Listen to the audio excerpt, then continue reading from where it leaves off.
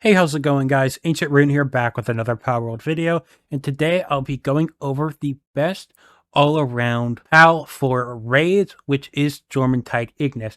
I slept on this hard, but I'm making this video so you won't sleep on this like I did. What makes this guy so good is its high raw stats and its good element resistances to these raid bosses.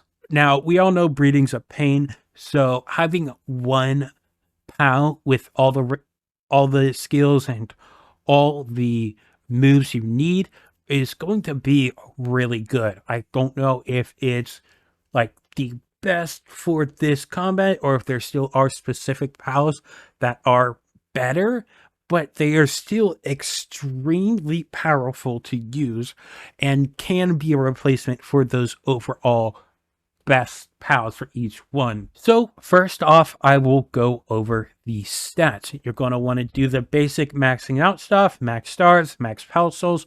You can go alpha, you don't need to, as it's kind of on and off. You want to get max IVs, not the most important part, but still good to get them maxed out. And you can use these PALs to get the IV fruits to then increase them even more. And then you're going to want the ideal passives of Demon God, Musclehead, Serenity, and Legend. You also have stuff like Ferocious and Impatient if you don't want to just go these, but still good enough.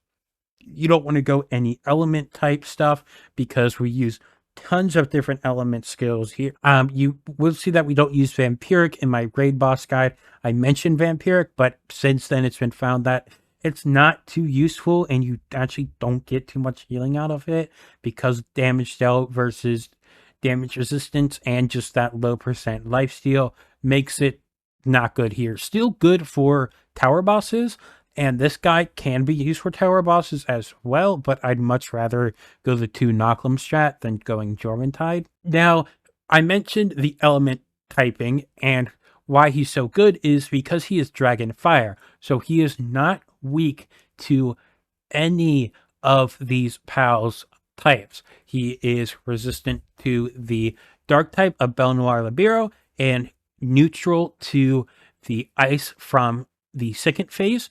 It is dragon type, but it's also fire, so those kind of cancel each other's out.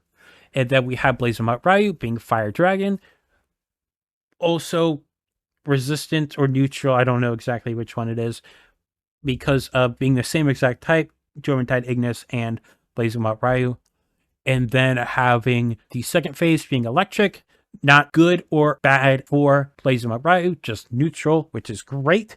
And then we have Xenolord, where the dragon and dark attacks are going to not matter. They're going to be resistant or neutral. And then when breeding this guy, the main thing you're going to be looking for is one of 2 skills. It is going to be Double Blizzard Spike or Absolute Frost.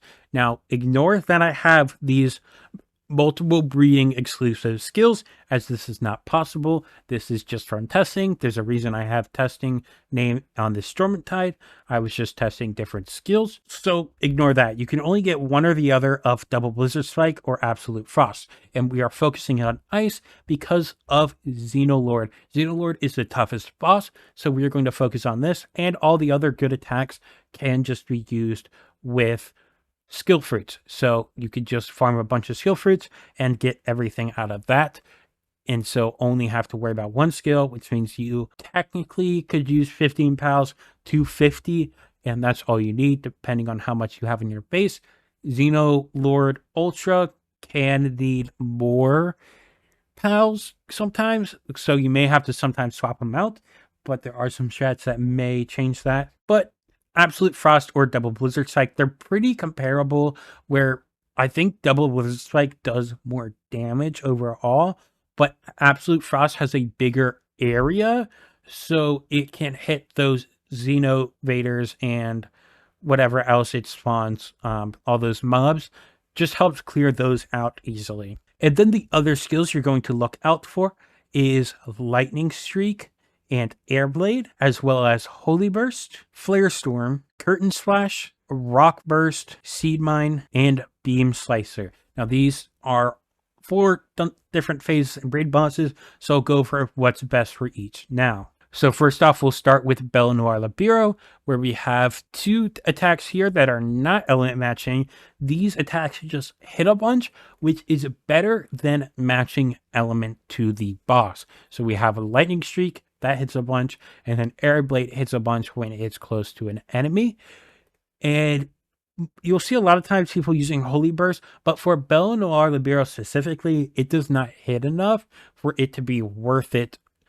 Usually you're trading Airblade or Lightning Streak with each other, then have Holy Burst, and then a third element type, but not here. You can go Beam Slicer here for the Dark Phase, or you can go Flare Storm here. You could also throw on Seed Mine. That's where this option comes on. Throw on Seed Mine, and then your Flare Storm will deal double damage. You could also go Beam Slicer, Flare Storm, Airblade, as Flare Storm just hits a bunch anyways. I don't know if it's better or worse than Lightning Strike here, but it would be good for a specific phase, which is really nice. And then when going into Blazamut Ryu with the first phase, we have Holy Burst here, as this will hit multiple times. And then we have either Airblade or Lightning Streak. And then we have Curtain Slash for phase 1, since it's weak to water attacks. And then in phase 2, you could go Rock Burst. Now, you don't have to swap attacks. I've done just fine without it, with only 15 pals.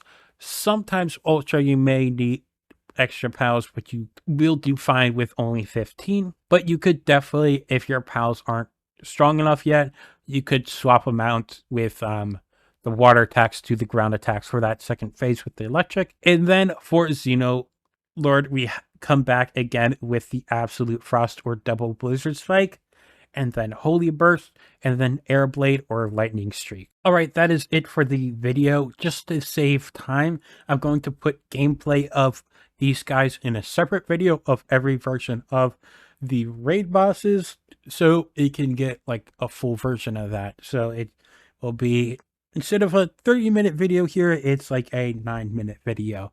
But if you found this helpful, make sure to like the video and subscribe to the channel for more Palworld content, and I will see you guys next time. Peace.